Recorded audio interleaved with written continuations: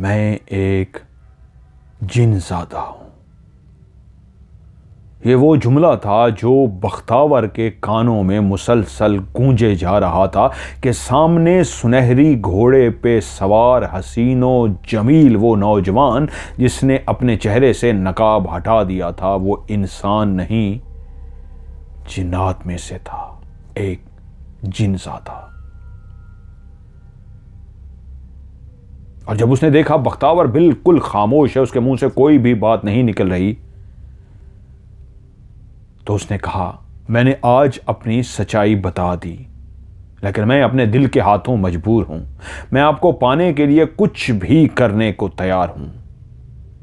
मुझे कुछ भी करना पड़ा, यहां तक कि अपने कबीले को भी छोड़ना पड़ा, मैं अपने कबीले को भी छोड़ दूंगा। मुझे चाहे किसी से टकराना पड़ा, मैं टकराने के लिए भी तैयार हूं। मुझे नहीं पता मैंने ये दिन कितना मुसीबत में गुजारे हैं, मैंने ये दिन कितनी तकलीफ में गुजारे हैं। बस एक बात मेरे दिल से बार बार आवाज आई है, अब बख्तावर मेरी है, अब बख्तावर मेरी है। और मैं आपको एक बात बता दूं, जितना टूट के इश्क जिन्नात करते हैं, शायद आपके इंसान भी इतना टूट के इश्क नहीं करते। मैं आशिक हो गया हूं आपका। मैं आपकी हासिल करने के लिए जहां दुनिया से टकरा सकता हूं, वहां कुछ भी करने को तैयार हूं। और यह आने वाला वक्त बताएगा। मैं फिर आपसे मिलूंगा और इसी जगह पे मिलूंगा। इजाजत चाहता हूं। उसने बाकायदा इजाजत इस अंदाज में मांगी जिस तरह नवाब हाथ करके इस तरह इजाजत करते हैं, इस तरह कहा, इजाजत चाहता हूं। और घोड़े को दौड़ाता हुआ वहां से चला गया। वो दोनों पानी भरने के लिए जा रही थीं। बख्तावर जैसे होश में आ गई। उसने अभी तक हाथ शमो का पकड़ा हुआ था और उससे बोली, शमो आओ चलें। तो दोनों चौंकी, जैसे दोनों किसी ख्वाब को देख रही थी, दोनों किसी और ही जहां में चली गई थी। वो दोनों खामोशी से चलते चलते उस कुएं तक पहुंची। पानी भरते भरते एकदम से शमो बोली, बख्तावर तुम्हें क्या लगता है वो वाकई कोई जिनज़ादा था? मुझे तो एक इंसान नजर आया है। हां वो खूबसूरत है, उसको कोई भी देखेगा तो उसको देखता ही रह जाएगा, इसमें कोई शक नहीं। लेकिन मैं तुम्हें जानती हूं, तुम मेरी बेस्ट फ्रेंड हो, मेरी बेहतरीन सहेली हो। तुम कभी भी अपनी मां बाप की इज्जत को दांव पे नहीं लगाओगी। तुम क्या कहती हो, वो कौन है, कहां से आया है? बख्तावर बोली, क्या पागल हो गई है? मैं भी तो तेरे साथ थी, मैं भी तो तेरे साथ उसकी बातें सुन रही थी। मुझे क्या पता वो कौन है, कहां से आया है? हो सकता है वो झूठ बोल रहा हो सकता है वो सच कह रहा हो, लेकिन मुझे उससे कोई लेना देना नहीं है। मेरी जिंदगी में जो भी आएगा वही होगा जो मेरे वालिदैन की ख्वाहिश होगी, जिसको मेरे वालिदैन मेरे लिए पसंद करेंगे, मैं उसी से शादी करूंगी। चलो चलते हैं, मैं इस पर ज्यादा बात नहीं करना चाहती। दोनों ने पानी भरा और दोनों बातें करते हुए घर की तरफ जा रही थी। लेकिन शमी एक बात सोचती हुई जा रही थी कि ये आज मैंने क्या देखा है। उसके पेट के अंदर मरोड़ उठ रहे थे कि उसको मौका मिले और वो ये बात किसी को बता सके, किसी से डिस्कस कर सके। वो जानती थी कि वो उसकी बेस्ट फ्रेंड है बख्तावर, वो उससे नाराज हो जाएगी, लेकिन इतना खूबसूरत था कि उसको दिले दिमाग पे छा गया था। वो शख्स जिसने नकाब उतारा था, उसने अपना नाम नहीं बताया था। इसका नाम क्या होगा, शमी सोच रही थी। वो तो बख्तावर को नाम से भी जानता था, उसने बख्तावर को उसके नाम से पुकारा, तो उसका नाम क्या था? वो सोचती सोचती घर पहुंच गई। जब रात हुई, शमो 2-3 दफा उसने इरादा किया कि मैं अपनी मां से बात करूं, मां आज ये हुआ है। वो डरी हुई भी थी, एक्साइटेड भी थी, अजीब सी उसकी सूरत हाल थी। वो इसको जरूर डिस्कस करना चाहती थी मां से, लेकिन डिस्कस ना कर सकी। यहां तक कि अपनी चारपाई पे जब लेट गई तो चारपाई पे लेटे हुए फिर से उस घुड़सवार को सोचना शुरू हो गई, कौन था वो? उसी वक्त खांसने की आवाज आई। उसकी मां उठी थी, किसी काम से उठी होगी कमरे में जाने के लिए, उस कच्चे से कमरे में। तो उसी वक्त उसने फैसला किया सब सो चुके हैं, मैं माँ से डिस्कस करती हूँ, मुझसे बर्दाश्त नहीं हो रहा। शाम को मैंने कई दफ़ा कोशिश की, लेकिन मौका इस तरह नहीं बन पाया कि मैं माँ से अलग से बात कर सकती। अब करती हूँ। ये रात का टाइम है, सब ही सो रहे थे, रात की खामोशी थी, और आज पहली दफ़ा ऐसा था कि अपनी चारपाई पे लेटे हुए जो शम्मो कब की सो चुकी होती, अभी तो घंटा 2 घंटे गुजर चुके थे, वो सोचते सोचते अभी तक सोई नहीं थी। घर के अंदर बाकी जितने भी लोग थे वो सारी गहरी नींद सो चुके थे, सोने का ही वक्त था। लेकिन उसकी बेचैनी बढ़ती जा रही थी। जब तक वो किसी से बात ना कर लेती, शायद उसको सुकून ना मिलता। और जब माँ की खांसने की आवाज़ और उसने मुड़ के देखा माँ उठी है किसी काम से, तो उसने फौरन फैसला कर लिया कि मैं माँ को बताती हूँ। उसने लेटे लेटे ऐसे माँ को देखा था और माँ कमरे की तरफ गई। उसी वक्त वो अपने बिस्तर से उठ के बैठी कि माँ की तरफ जाती हूँ। जैसे ही उसने अपने पाँव चारपाई के नीचे रखे तो उसी लम्हे उसकी निगाह अपने उसी कमरे की छत पे गई जिसके अंदर उसकी माँ अंदर दाखिल हुई थी किसी भी काम से। तो उसने ऊपर छत की तरफ देखा तो उस चांद की चांदनी रोशनी में वही नकाब पोश छत के ऊपर खड़ा हुआ था। उसने जो कमीज टाइप पहन रखी थी वो ऐसी थी जैसे कोई शाल, जैसे बादशाह इस तरह की पहनते हैं कि नीचे कमीज तो पहन लेते हैं, बादशाह अपना लिबास पहनते हैं और उसके ऊपर एक बाकायदा एक अलग से कोट नुमा पहनते हैं। ऐसा ही उसने भड़कीला सुनहरी कलर का, जिस तरह उसके घोड़े का रंग था, उसने एक लंबा सा पांव तक कोट टाइप सा पहन रखा था, जैसे वो सोने का बना हो, सुनहरी रंग का बना हो। और उसने उसी तरीके नकाब किया हुआ था और दोनों हाथ अपने कंधों पर रखे हुए वो बिल्कुल सामने छत पे खड़ा था। वो एकदम से घबरा गई, ये तो वही है। और जब उसने उसी को अपने घर की छत पे देखा, क्योंकि शम्मो अभी तक यही सोच रही थी कि उसने झूठ बोला है, वो कोई खूबसूरत इंसान है और कुछ भी नहीं। लेकिन जब उसने उसको अपने घर की छत पे देखा तो वो डर गई कि इस इंसान की इतनी जुर्रत कि रात को मेरे घर आ गया है और मेरी छत पे खड़ा है। एक लड़की थी, नौजवान लड़की थी, वो डर गई थी। और तभी जैसे ही उसकी निगाह उस सामने खड़े उस नकाब पोश पे पड़ी जिसका वो नाम जानना चाहती थी, लेकिन अभी तक उसको नाम नहीं पता था, कि देखते ही एकदम से उसके मुंह से जोरदार चीख निकली। लेकिन वो चीख उसके गले में ही फंस के रह गई।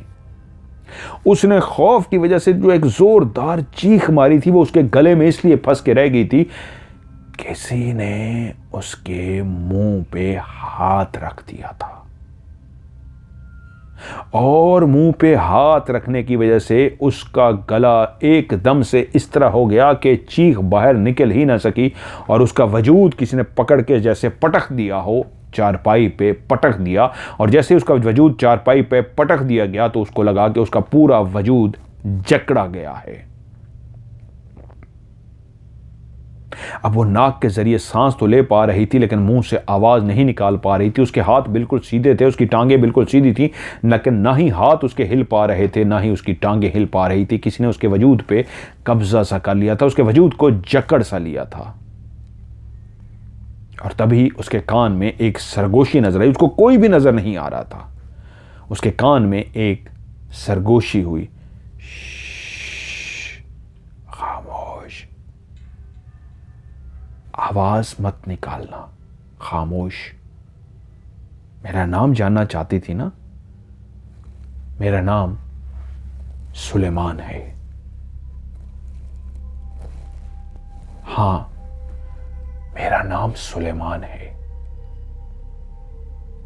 और तुम सोच रही थी ना मैं वाकई इंसान हूं या किसी और जात से, तो तुम्हारी आंखें खुली हैं। मुझे देखो, मैं कहां हूं, तुम्हारे ही वजूद के ऊपर हूं, देखो। और वो आंखें फाड़ी देख रही थी, उसको कोई भी नजर नहीं आ रहा, लेकिन उसका वजूद जकड़ा हुआ है। उसी लम्हे वो समझ गई ये इंसान नहीं है। जिसने उसके वजूद को जकड़ लिया है, बगैर नजर आए वो इंसान हो ही नहीं सकता। तो उसने उसके कान में सरगोशी की, अगर तुमने किसी को भी ये बात बताई तो याद रखना, मैंने कहा था ना मैं दुनिया से लड़ भी जाऊंगा, मैं दुनिया से लड़ भी सकता हूं, तो तुम्हें और तुम्हारे घर वालों को नुकसान भी पहुंचा सकता हूं। इसलिए कोई भी बात अगर तुमने जरा भी किसी को बताई तो इसका बहुत बुरा अंजाम होगा, तुम्हें इसका खुमियाजा भुगतना पड़ेगा। मेरा नाम याद रखना, सुलेमान है नाम मेरा। और उसके बाद कुछ देर के बाद उसका वजूद बिल्कुल से आज़ाद हो गया, जैसे उसके वजूद को किसने जकड़ रखा था, बिल्कुल उसका जिस्म नॉर्मल हो गया। वो अपने लंबे लंबे सांस लेती रही। वो डरी हुई थी, एक नौजवान लड़की थी, कांप रही थी। उसने फिर से दिमाग में सोचा, क्या मैं फिर से चीख मारूं? अब तो मेरे गले को छोड़ दिया गया है, मेरे मुंह पे कोई हाथ रखा था या क्या था, मेरे वजूद को जो जकड़ लिया गया था, अब तो मैं आज़ाद हूं, क्या मैं चीख मारूं? तो उसके कानों में फिर से सरगोशी हुई, ना चीख नहीं मारनी, मैं अभी भी तुम्हारे पास मौजूद हूं। तो वो एकदम से डर गई कि मेरे दिमाग के अंदर जो कुछ है उसने वो भी पढ़ लिया है, वो मौजूद है। उसने इर्द गिर्द ऐसे देखा, उसको कोई भी नजर ना आया। वो समझ गई वो जिन ज़्यादा है, और एक हल्का सा कहका सुनाई दिया। बस उसके लिए इतना काफ़ी था, एक लड़की को डराने के लिए इतना काफ़ी था। वो सहम गई, वो रात सारी सो ना सकी। सुबह घर के फर्द जब जागना शुरू हुए तो वो भी उनके साथ जाग गई। उसकी आंखें लाल सुर्ख हो रही थी। माँ ने पूछा क्या हुआ, तो उसने कहा पता नहीं माँ, तबीयत बेचैन सी थी, पेट में दर्द सा हो रहा था, बस नींद नहीं आ रही थी, अब मैं ठीक हूँ। वो छुपा गई, वो अपने घर वालों को नुकसान नहीं पहुंचाना चाहती थी, जान चुकी थी वो जिन ज़्यादा है और नुकसान पहुंचा सकता है। और फिर वो टाइम आया जब वो और बख्तावर पानी भरने के लिए जाने वाली थी। बख्तावर उसके पास पहुंची, चलो पानी भरने के लिए चलते हैं। तो वो बोली मेरी तबीयत ठीक नहीं है, आज मैं नहीं जा सकती। बख्तावर ने काफ़ी कोशिश की कि उसको अपने साथ लेके जा सके, लेकिन वो राज़ी नहीं हुई। बख्तावर आज अपनी माँ के साथ पानी भरने गई। शाम को बाकी सारी लड़कियां तैयार हुई तो उसमें शमी भी तैयार हो गई, और बाकी सारी लड़कियां भी उसी तरह गईं और पानी भर के लाईं। लेकिन बख्तावर नोट कर रही थी कि शमी अजीब सी है, चुप चुप सी है, खोई हुई सी है। वो उससे बात करती और उससे कहती हाँ, जैसे चौंकी हो। उसने उससे पूछा क्या हुआ है शमी, खोई खोई सी हो, मुझसे तो शेयर करो, मैं अपने दिल की हर बात तुमसे शेयर करती हूँ, तुम भी तो मुझसे शेयर करती होती हो, क्या है? उसने कहा नहीं मेरी तबीयत कुछ ठीक नहीं है। तो उसने कहा नहीं मुझे लग रहा है तुम परेशान हो। उसने कहा नहीं, मैं रात सो भी नहीं सकी, मेरी आंखें इसी वजह से लाल हैं और कुछ भी नहीं है। उससे छुपा गई। उन्होंने पानी भरा और वापस आ गई। अगले 2 दिन भी वो पानी भरने के लिए नहीं जा सकी। वाकई शमी को अपनी तबीयत के अंदर अब बेचैनी महसूस हो रही थी। पहले दिन तो उसने बहाना बनाया था, लेकिन अगले 2 दिन उसकी तबीयत ऐसी बेचैन सी रही कि जब वो उठती थी तो उसको चक्कर सा आ जाता था। उसका वजूद भारी भारी सा था, अजीब सा था। यहां तक कि उसके वालिदैन परेशान हुए कि उसके लिए हकीम से दवाई लेके आए। क्या हुआ था वो खुद नहीं जानती थी। लेकिन दूसरी तरफ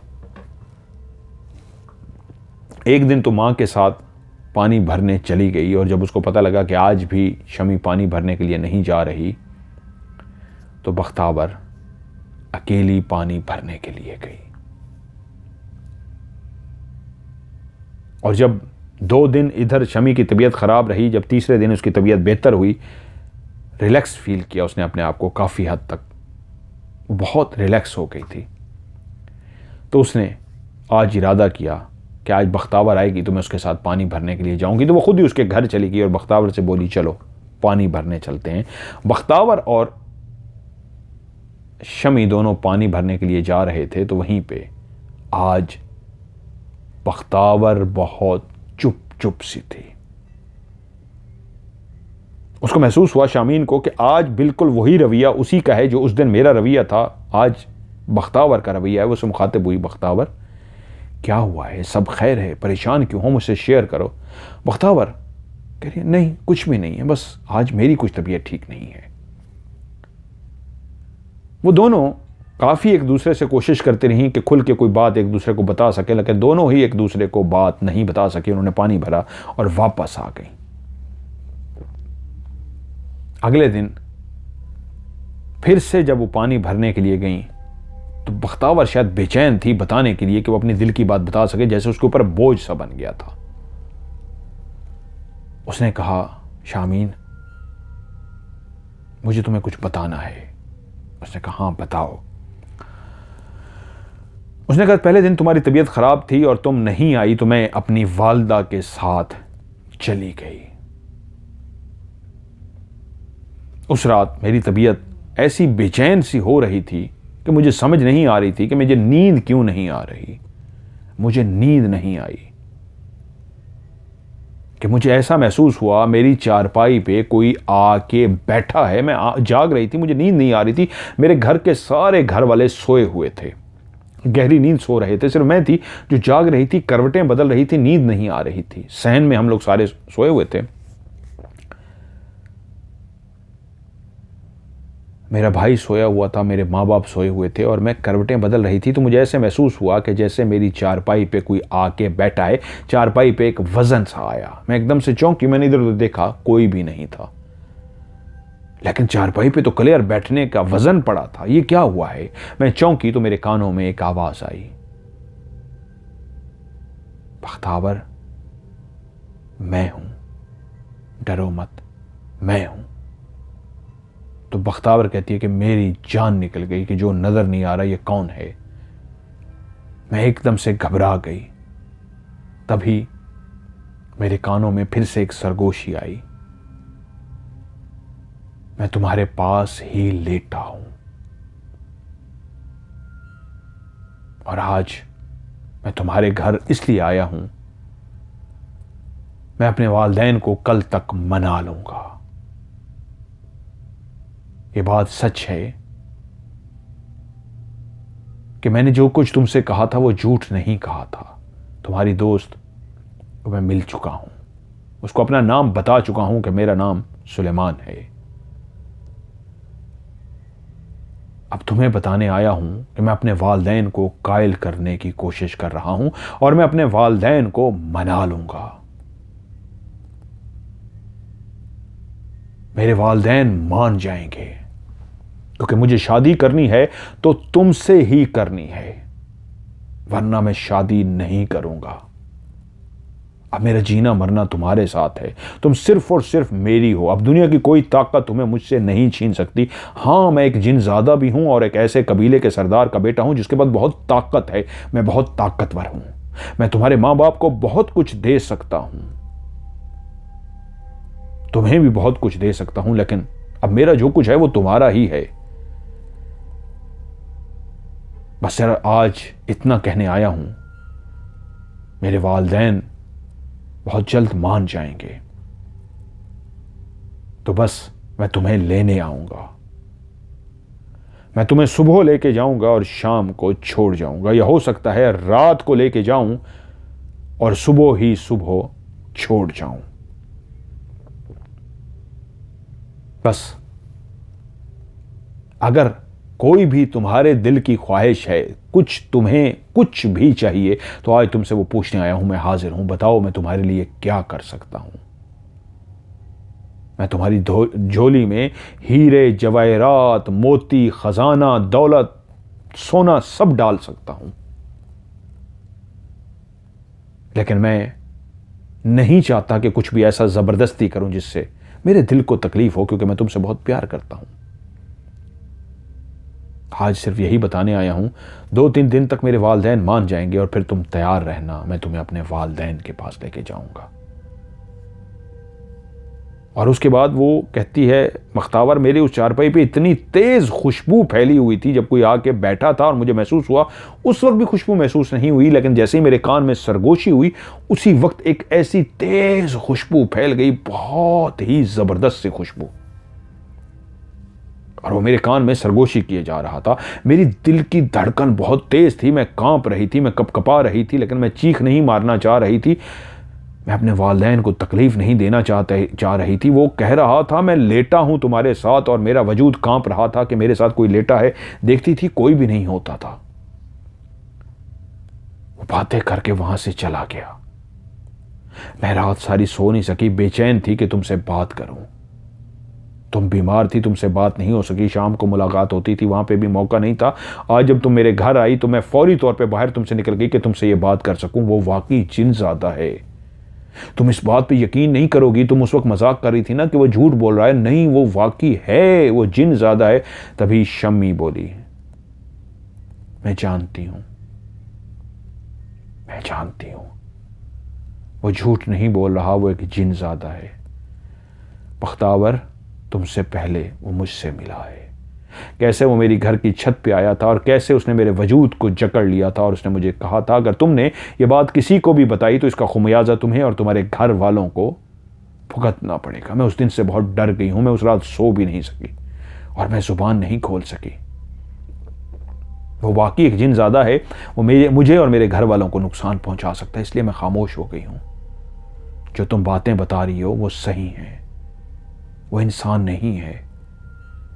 लेकिन बख्तावर, मैं बहुत डर गई हूं, मेरा दिल बहुत डर गया है। यकीन मानोगी, मेरा दिल कह रहा है कुछ बुरा होने वाला है। मैं नहीं जानती क्या होने वाला है, लेकिन मुझे इतना पता है कुछ बहुत ही बुरा होने वाला है।